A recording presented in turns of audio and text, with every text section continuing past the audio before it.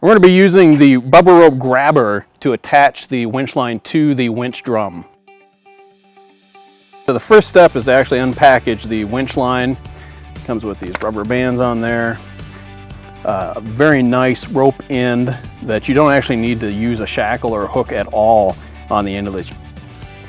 So the way that the grabber works is we use the double-sided sticky tape that comes with it to attach it to the drum, and then we're going to insert the winch line on one side, wrap it around 5 times, and insert it on the other side, and then spool the winch line onto the drum like a normal winch cable.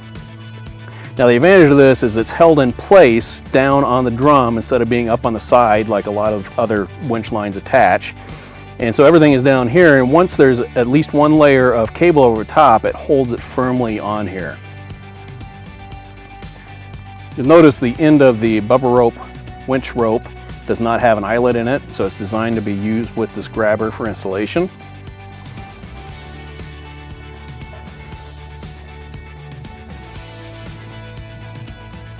Thread the rope through the grabber.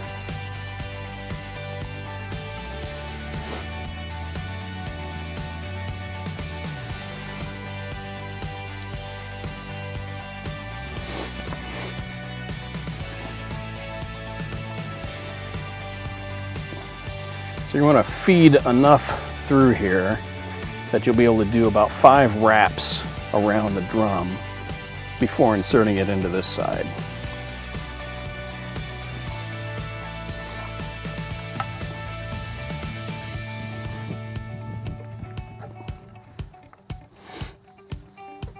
Now that we've got the wraps in here and both ends through the orange loop, the grabber, we're going to go ahead and start spooling it in and pulling it snugly as it goes in to tighten it up on the drum.